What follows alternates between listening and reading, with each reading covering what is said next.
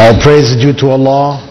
May Allah's peace and blessings be on His last Prophet Muhammad sallallahu alaihi wasallam, and on all those who follow the path of righteousness until the last day. We're now going into the last of the topics of tafsir, and this topic addresses the Quran itself in terms of its unique characteristics, the essential miracle of the Quran, and its mode of presentation. The term Quran means reading. It is a verbal noun. It means the same as qira'ah. This is another verbal noun from the same verb qara'a, which means to read or to recite. And this is the name which Allah gave it because it was a recited text. It was to be read and recited.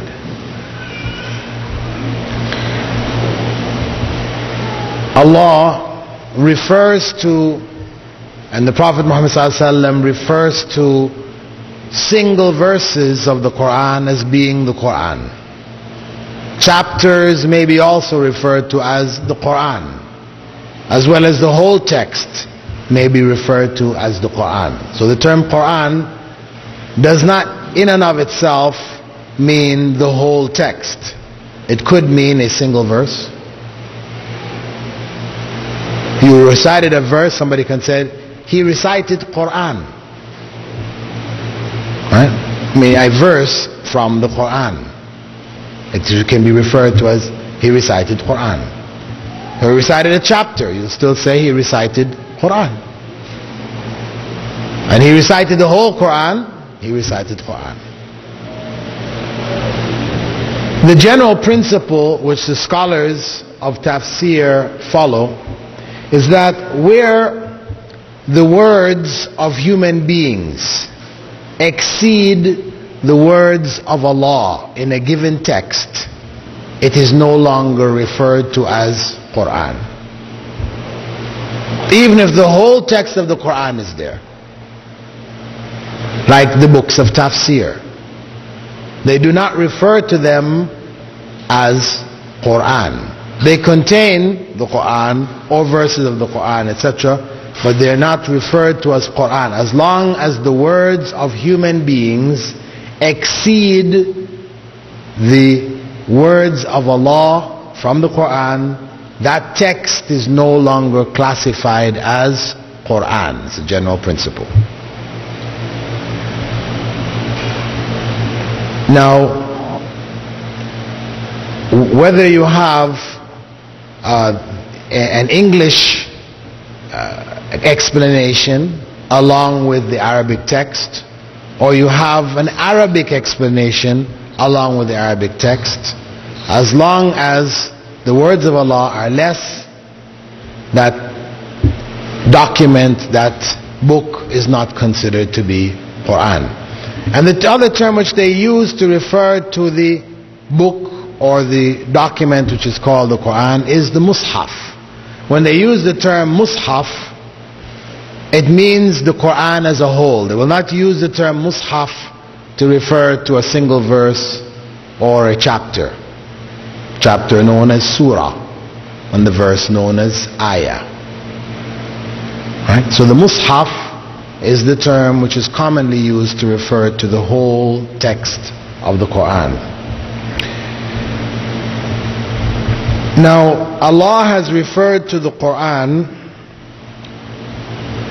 by different names. He has referred to it as the Furqan, as in Surah Al-Furqan he said, blessed is he who revealed the Furqan to his slave in order that he may be a warner to all the worlds. And Allah refers to it as dhikr. I mentioned the other verses before.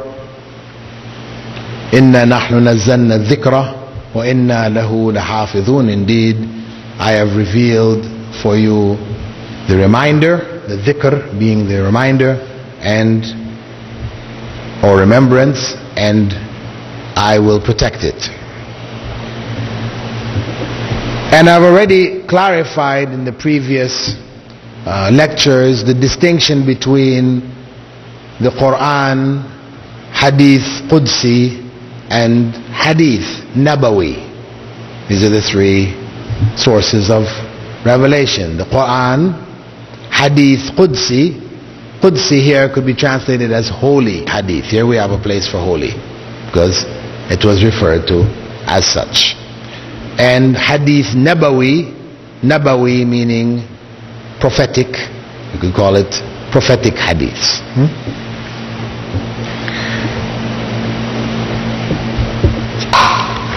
The Quran, the usual definition which is given of the Quran to distinguish it from the Hadith Qudsi and the Nabawi is that it is the words of Allah. Once you start with that, you've eliminated Hadith Nabawi. You're left with Hadith, the Quran and Hadith Qudsi, revealed in Arabic. Still, Qudsi and Nabawi, as Qudsi and Quran are addressed by that, in a rhythmical form that now eliminates the Qudsi, and you're now dealing with the Quran. To Prophet Muhammad ﷺ, whose recitation is used in acts of worship, that's the Quran alone. And even its smallest chapter is a miracle in and of itself. That is the Quran. So, it's the words of Allah in Arabic, rhythmic form, revealed to Muhammad ﷺ. Its recitation is used in acts of worship, and its smallest chapter is a miracle.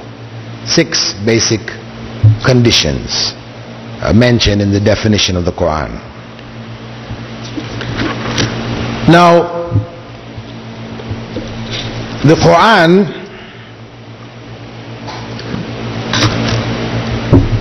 is revealed, as we mentioned earlier, for reading, contemplation, reflection, and action. This is what it was revealed for, and we spoke about that in terms of the understanding of the companions of the Prophet Muhammad ﷺ and their practice, how they treated the Quran, how Allah warned concerning the Quran that those who don't reflect on its meanings, their hearts are locked up. أَفَلَا يَتَدَبَّرُونَ الْقُرْآنَ أَمْ عَلَى قُلُوبٍ أَقْفَالُهَا. Will they not reflect on the meanings of the Quran, or are their hearts sealed up? So the idea and the concept of reflection on the meaning of the Quran is fundamental. This is telling us that it is incumbent on every Muslim to learn Arabic. If we are to understand the words of Allah, then we should learn Arabic. We should be involved in the process of learning Arabic. And that's how it was in the early generations when Islam spread from Arabia and it went into Egypt, North Africa, into Spain, Syria, Lebanon, to Sudan. These areas, many of these areas were not Arabic speaking areas. Egyptians were not Arabs. They had their own Coptic language. Sudanese had their own language. North Africans had the Berber language. Syrians, they spoke Aramaic and a variety of other dialects of Hebrew and Greek, and they learned Arabic. Iraq had tribes that were Arab tribes, because really the lines that are now on the map between Arabia and Iraq, of course, didn't exist. There are no lines there. Right? This was a continuous area. So the tribes of the north existed all the way up into Iraq. So there were Arabs there already. But Egypt, Sudan, Morocco, Algeria, all these places, Mauritania, that we know to be Arab states, their native language was not Arabic.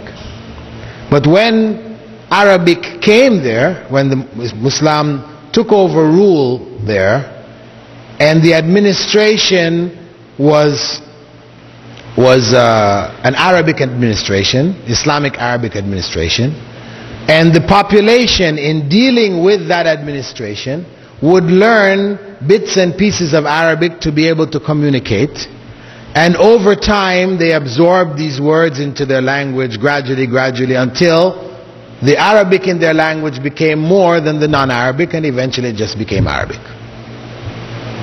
So we look at them today and we refer to them as Arabs. Now, of course, there are some who were from Arabia who did settle and marry amongst the people, so there is a strain of Arab ethnic blood, you could say, there. Same thing with Ethiopia, Somalia, and Sudan. But the mass of people who are Arabic speaking, really they were not of Arabic origin. And the earliest Arabs, of course, were from the south, from Yemen. This is really the origin of the Arabic peoples, from the area of Yemen. And as I said, when Islam spread, Arabic spread along with it. And it wasn't really until the time of the Ottomans, after the fall of Baghdad and the hand of the Mongols, and the rise of the Ottoman Empire, where Turkish nationalism raised its ugly head and sought to replace Arabic, the language of the administration throughout the realm became Turkish. So the administrators were known as Pasha and these kind of terms, which are all Turkish terms. Then Arabic started to be taught in Turkey and in other places to be able to enable someone to read the Quran for barakah. The idea, barakah meaning blessing. The idea of reading Quran for barakah began in that time. Prior to that, everybody knew you learn Quran, you learn Arabic, to read Quran, to understand it, practice it, etc. But from the time of the Ottoman Turks, with the strength of Turkish nationalism, the concept of reading Quran for the blessing became established and spread. So the hadith in which Prophet ﷺ said, which is found in a Tirmidhi, authentic, whoever reads a letter from Allah's book will get a good deed recorded for him or her, and each good deed is worth 10 times its value. And I'm not saying that Alif Lam Mim is a letter, but I'm saying that Alif is a letter, Lam is a letter, and Mim is a letter. This was taken literally. You read the Quranic text, you got blessing for it. This tradition has continued with the rise of European colonialism some hundreds of years later, 15th century, 16th century, when they started to dominate the Muslim world, and they stopped the process of transition of Muslim people's languages into Arabic and introduced the Latin script in its place. Then this idea also took root in the other countries. So places like Pakistan and India, the Arabic stopped at a certain stage and remained as what became known as Urdu, which is a mixture of Persian Sanskrit and Arabic, with Arabic playing a major and dominant role. Also Hausa language of West Africa is about 50 to 60% Arabic. The Swahili of East Africa in Kenya and Tanzania is about 60% Arabic. And these were all written in Arabic script. The Urdu continued to be written in Arabic script, but then Swahili and Hausa was transformed into Latin script by British colonizers. And as I said, the concept of reading the Quran for the barakah became firmly rooted. So the tradition in India and Pakistan, where children, as soon as they're able to read, they learn Quran, and as soon as they finish reading through the whole Quran, they have this little ceremony they call Khatm al-Quran. They make a little party for the kid, and they figure, okay, we've done our job. They read the Quran. Of course, this is a bid'ah tradition which they developed, but it's in keeping with that ritualistic tradition which had developed of being able to read the complete text. So though the Quran today can truly be said to be the most widely read book in the world, the most often read book in the world, the reality is that much of that world doesn't understand what it says. Right? Because Arabs only make up about 20% of the Muslim Ummah. This is the sad state of affairs which Muslims find themselves in today. And we need to realize this and to be involved in concerted efforts to educate ourselves and our children and our families to the Arabic language. Not out of a desire to be an Arab, meaning out of a dissatisfaction of one's own background and one wants to change one's nationality, no. But because of the fact that the Quran, the word of Allah, is Arabic.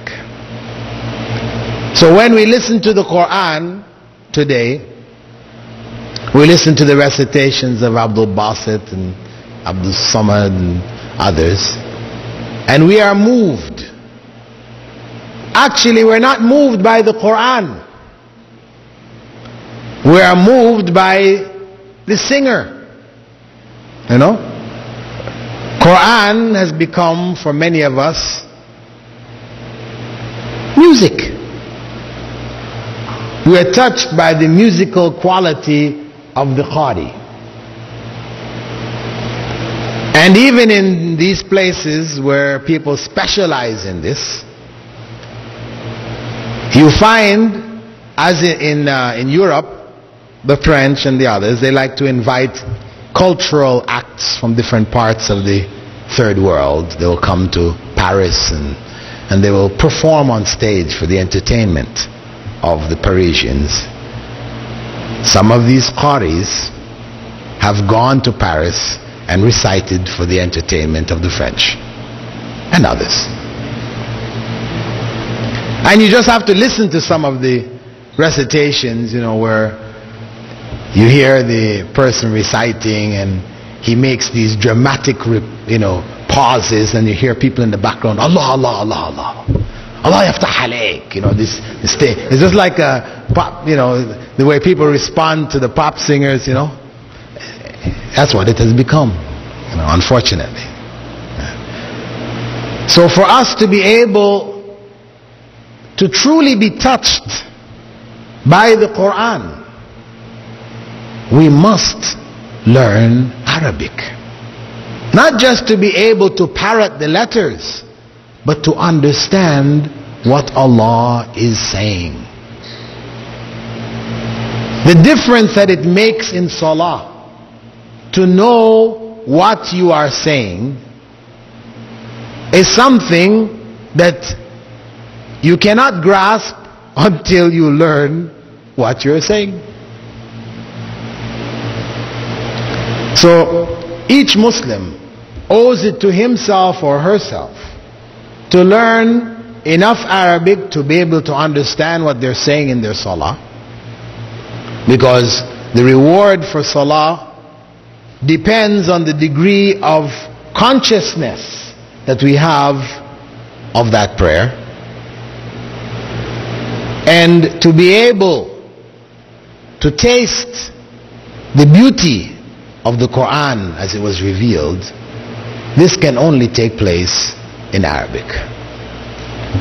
Now, when we look at the presentation of the Quran, this is a very important point for da'wah purposes. When we're giving the Quran to non-Muslims, and actually for a number of Muslims maybe who have either converted to Islam or woken up and began reading the Quran, they may find the Quran confusing. You know, I've heard many non-Muslims say that. I read the Quran, but it's confusing. You know, Orientalists, they will commonly say that. It's a confusing book. Because of the fact that the way in which the Quran presents its information, it doesn't seem to follow any kind of pattern. When a person picks up the Quran having read books and has grown up reading books, where books usually tell you a story, characters are introduced in the first part, then a plot is developed, then a climax is reached, and then some kind of conclusion, you know, the story ends. Now when you pick up the Quran, of course, it doesn't follow that pattern. And this is what causes a lot of people to find it confusing. They're expecting something like that, but it's not. Instead, what you find is the Quran presenting concepts of faith. The believers, the hypocrites, the disbelievers. Then it changes into speaking about paradise and hell. Then it talks about Adam and Eve. Then it goes into laws. Then it shifts into descriptions of creation, the heavens and the earth. Then it goes into talking about the people of old. And then it shifts back into Salah. And the topics are just coming randomly. They seem to be just coming without any discernible pattern. So for a person who is used to reading storybooks or manuals where things are presented in a systematic way, the Quran is found to be somewhat confusing. However, if we consider that the Quran is Allah subhanahu wa ta'ala talking to humankind, Allah is communicating to the reader directly. God is talking. If we consider it from this perspective, and we think, how do we talk? If we sit down and talk for a couple of hours, do we talk like storybooks? Do we talk like manuals? No, we don't. We may start talking about one topic, then something comes to our head, and what about so and so? We start talking about that. For a while, then something else comes up. We start talking about this and that and so on. And actually, if you now put that whole conversation together, it will seem as though you are talking about random topics, very similar to the pattern of the Quran. The fact that you know the person whom you're talking to, and you have certain things in common, this is what links all of that which appeared to be random to somebody who was not there, who wasn't present. They just heard your taped conversation. They may not be able to link it all together because they're not familiar with, or they don't have that familiar foundation. So it will appear to them to be random talk also. So when we understand that the subject matter of the Quran is humankind, human beings, This is the subject matter of the Quran. This is what Allah is talking about. Human beings. He's addressing human beings. So everything in the Quran is somehow related to human beings. Whatever Allah is talking about, it comes back to human beings. Either human beings in their relationship with Allah and things connected to it, or human beings in their relationship to other human beings, to themselves,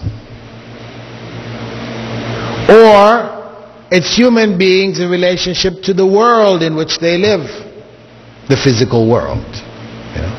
One way or another, the subject matter remains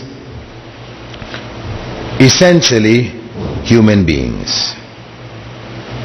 And the main theme of the Quran is the message which all of the prophets were sent with. As Allah said, وَلَقَدْ بَعَثْنَا فِي كُلِّ أُمَّةٍ رَسُولًا. Allah said, I have sent to every nation a messenger. أَنِ اعْبُدُوا اللَّهَ وَاجْتَنِبُوا الطَّاغُوتَ, commanding the people to worship Allah and to avoid the worship of false gods.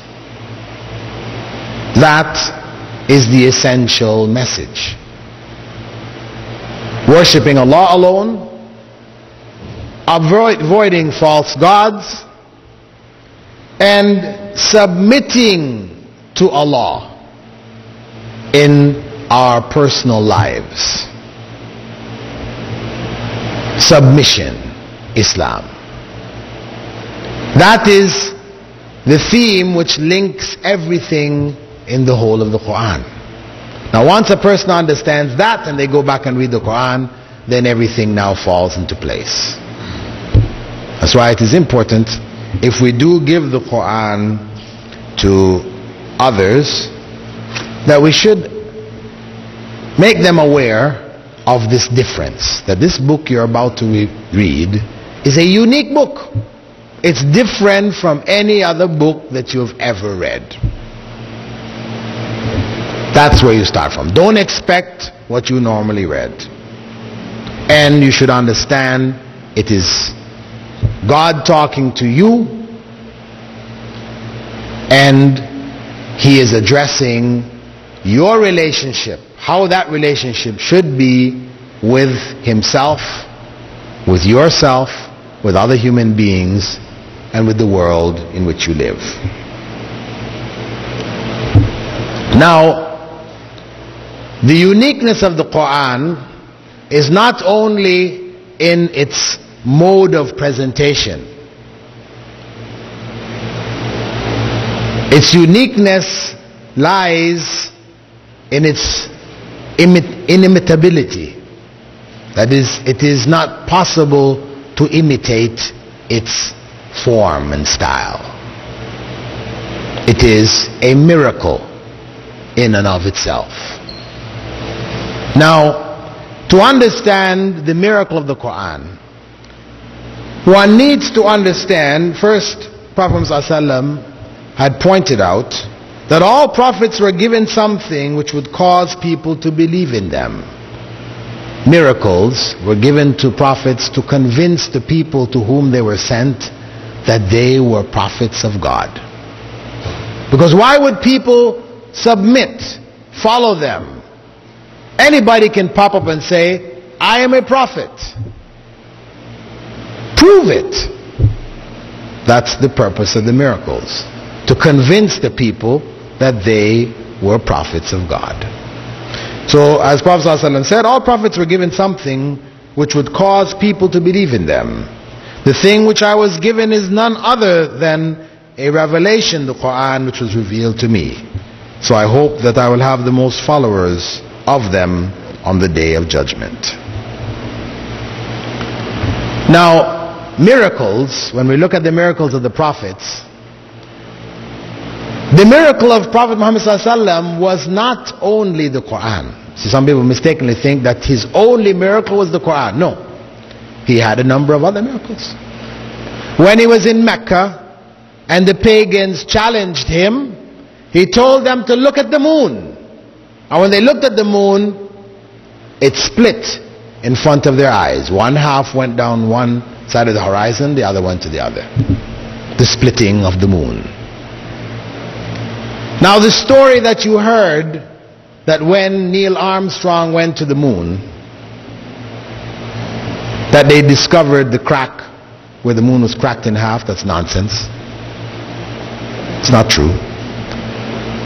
Nor did he hear the adhan whilst he was on the moon. This is not true either. I know. Unfortunately, we got all these stories going around amongst us, right?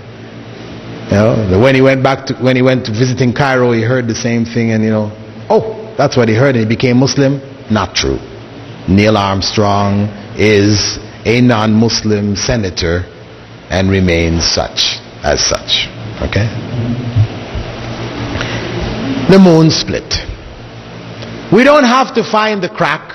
It's not a requirement for us. We are informed by the Prophet ﷺ and his companions that this took place. This was among his miracles. Among them, on one occasion, when he was giving da'wah to a man who doubted his prophethood, he told him to look at a tree which was nearby. When he looked at the tree, he called the tree, and the tree came up to them. Okay? This was a miracle. That convinced the man. It was enough. Another occasion, when he was with his companions on the desert for one of the battles, they didn't have any water. They ran out of water. They needed to make wudu and to drink. He told them to bring bowls, and he put his hands in the bowls, and water started to come from between his fingers and fill the bowls. Everybody was able to make wudu. They drank. On another occasion, he and a couple of his companions passed by a woman's house, and she had a goat outside, and he asked her for some milk. And she mentioned to him, or pointed to him, that the goat was dry. Its udders were dry. It had no milk. So the Prophet ﷺ told her, bring the goat. And he rubbed his hands on the udder. It filled up with milk. They filled bowls of milk. They all drank. Gave her back a bowl of milk. And the udders remained full. And the woman said, from that time the goat gave milk until it died. Okay? It was a miracle. And there are others. I'm just mentioning some. Okay? Similarly, for Jesus, miracles were given. For Moses, miracles were given. For all the prophets, miracles were given to convince the people that they were prophets of Allah. And what you find in general is that the miracles that were given tended to be in the area in which the people either excelled, or elements of the society excelled, and it put them in a position of honor or admiration in the society as a whole. So Prophet Moses, for example, in Egypt, the people admired sorcery. The sorcerers were next to the kings. So the miracle which was given to Prophet Musa was something which appeared like magic, turning his staff into a snake. And when Prophet Musa entered into that competition with the magicians, because of course when he first showed the sign to Pharaoh, Pharaoh said, well, that's no big deal. We have many magicians who can do the same thing. So Moses challenged them. Okay, let us have a contest and see who in fact is or has the real power. So of course Pharaoh was sure that his people could outdo Moses, so they made the arrangements. They did. They threw their staves on the ground. When they threw their staves on the ground, it became snakes. It appeared as snakes. Moses became afraid. Prophet Musa became afraid, and Allah had to tell him, La takhaf, don't fear, throw your stick. And of course when he threw his stick, the stick turned into a snake and ate up the others. Now, when Allah refers to the magic of those magicians, He refers to the fact that they mesmerize the eyes of the viewers. Meaning, it appeared in their eyes that these things had become snakes. But they were still ropes and sticks. Whereas the magicians, they knew what they had done. When Prophet Musa's staff became a snake and it ate up theirs, they knew that what he had to be from God. Because what they were doing was just creating illusions, right? You know, the eye can easily be deceived by things, by movements. It's limited, you know. As kids, we used to take a pen or a pencil, you know, and if you take it and you shake it like this, it looks wobbly, like it's rubbery. But no, it's not. It's stiff. Right? That's the illusion, right? Whereas they saw that Prophet Musa's stick became a snake. This is something they couldn't do. They were not changing the nature of things. They were only making things appear that way. So that's why they prostrated to the Lord of Musa immediately. They knew this man was a man of God. And similarly, when we look at Prophet Isa, he was sent to the Jews. And the Jews were noted for what? For medicine. That's their area of specialization. They're into the medical field from ancient times. Medicine is critical. All societies need it. And you go into America, for example, the Jews, 6 or 7 million of them, represent what population of the whole society? America is what, 250 million or something like this? What is 6 million out of 250 million? Who is the financial wizard here? Give us a percentage here. Point what? 0.2%. Or 2% or 0.2%? 2%, okay.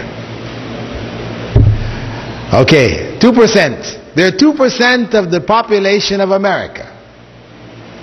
But if you look in the field of medicine, how many medical experts are among them? It's a big percentage. I mean, maybe someplace around 15% or something like that. It's up there. Far greater than their representation in the society. Because this is a critical area. They know to protect their own existence, they will go into these very sensitive areas in the society. So they go into medicine. Because everybody has to come under the knife sometime in their life. Right? So you have a president or whatever that is, you know, against us. Well, wait and see. We're waiting for you. You're going to get sick one of these days, right? So they specialize in this field. And even in the Muslim state, in the Umayyad, Abbasid, etc., the top medical experts were Jews. So even in the time of Prophet Isa, that's how it was. They're into medicine. They would heal broken legs. They would provide medicines to cure eye diseases. So when Prophet Isa was given miracles, it was given in areas similar to what they were into, but greater. He didn't cure or heal broken bones. He made people who were born lame walk. That is something they couldn't do. He didn't heal diseased eyes. He made people who were born blind see.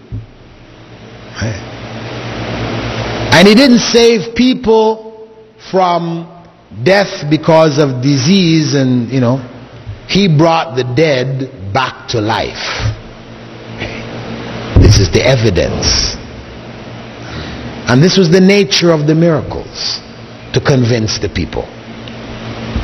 Of course, today, if somebody were to ask a Christian, ask a Jew, prove to us that Moses split the Red Sea, or he turned his stick into a snake, or ask a Christian, prove to us that Jesus brought the dead back to life, or he made the blind see, or he asked us as Muslims, because we believe these things, prove it. Prove that Muhammad ﷺ split the moon, or waters came from between his fingers. Can we prove this? Can we prove this? No, we can't prove this. We believe it. We believe it because Allah has said so in the Quran. We believe this book. The Quran is from Allah. Allah said this took place. We believe it. We cannot prove it. There's nothing we can pick up today and say, here is proof that it took place. We can't. I mean, Muslims in their desire to have something, this is where they made up this story about the people when they went on the moon, they found the split in the moon. You know? We're not required to prove this. Those miracles were for the people of their time. That's why we don't have to prove it. It was to convince the people of that time. We don't need the miracle to see the miracle of Jesus to believe he performed the miracle. No. But Muhammad ﷺ, because of the fact that he was not limited to his time, there were miracles which were for the people of his time, but his main miracle had to be not only for those people, but for human beings for all times. So his miracle was the Quran. The Quran, which was in the same language that the people spoke. A language which they loved and adored. A language which they wrote out their poems on gold and hung it on the Kaaba and worshipped it. They loved their prose and their poetry so much. So the Quran came in that language. A challenge to them. And Allah repeats that challenge in the Quran in 4 different places.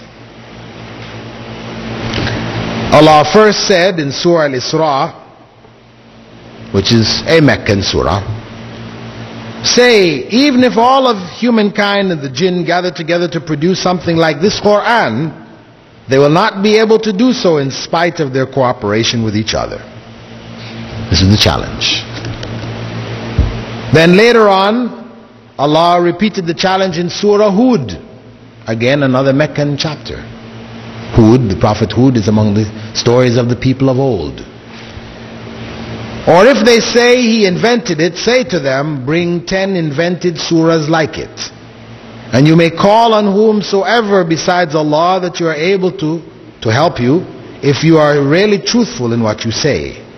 If they do not answer your request for help, then know all of you that it was only revealed by Allah's knowledge. First, bring a Quran like it. Then bring only 10 chapters. If you can't bring the whole Quran, bring 10 chapters. Then Allah reduced it to a single chapter, saying in Surah Yunus, or if they say he has invented it, say to them, bring a single surah like it. And he repeats this same challenge again in Surah Al-Baqarah in Medina, saying, and if you are all in doubt about what we have revealed to our servant, bring a single surah like it. This is the challenge. Now, the Arabs were unable to do this. And we have to understand the nature of challenges. There are challenges which have to be met, and challenges which don't necessarily have to be met. For example, when Elijah Muhammad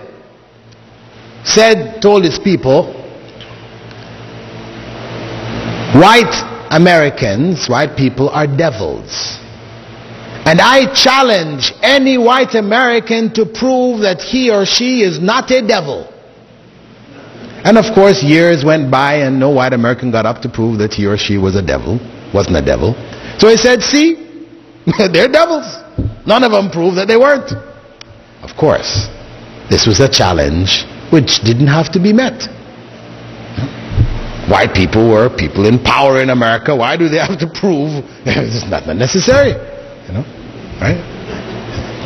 Similarly, Baha'u'llah, the founder of the Baha'i faith, they have a holy book called Al-Kitab Al-Aqdas, the holiest of the books, written in ungrammatical Arabic filled with a whole bunch of grammar mistakes.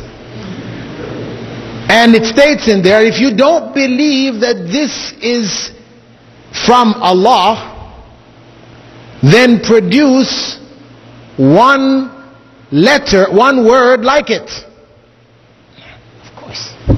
This is nonsense. The words in the book, anybody can write a word like it. You know? This is a challenge which obviously no Muslim needs to stand up to show this, so it stands. But it's a challenge which didn't have to be met. Whereas this challenge from the Quran to the Quraysh, was this challenge of that character, or was this a challenge which needed to be met? If you consider, because for us, one may wonder, why couldn't they produce a chapter like it? And some Orientalists have put this challenge to some Muslims on the internet. People wrote this question to me, asked me, how do you respond? Orientalists have come to some Muslims who are involved in trying to give some dawah here and there, and they said, okay, we are ready to meet the challenge. We'll produce a chapter like it. Who is going to judge whether we did or not? See? This is the challenge. Brothers sent this question to me, said, what do we do? What do we say? What if they produce something like it? What do we, you know? Hey, Allah said that if all of humankind and the jinn got together to do it, they cannot. The smallest chapter in the Quran, Surah Al-Kawthar. Inna a'tainaka al-Kawthar. Fasalli li rabbika wanhar inna shani'aka huwal abtar. 3 lines. We have doubts. Why? Because of course we see Yusuf Ali's translation. It's nice. Nice English. He's put it in a nice way. It's more poetic than Marmaduke Pickthall or Noble Quran or whatever. But we know if a Wordsworth or a Shakespeare pops up and says, okay, let me write 3 lines and see if this is not better. You know, these people were not native speakers of English. You know, though they learned a lot of English, no doubt a native poet from English, the English language, could write something more beautiful than the most beautiful translations that we have. I think nobody doubts that. So, this is why the challenge is in Arabic. It's not English. It is in Arabic. So now these people are saying, okay, we'll do it. Okay, are you ready? Yeah, we say, yeah, bring it. How are we going to judge? What we say is, the only people who can judge this are the experts. It's not up to you and me, because sure, you can write something and you say, hey, this is just like what you have. And on the surface we might hear it and say, it does sound like what we have. Right? But we are not experts. You understand? Somebody could write a line of poetry and say, this is from Shakespeare. And you've read some Shakespeare, you read it, say, it sounds like Shakespeare.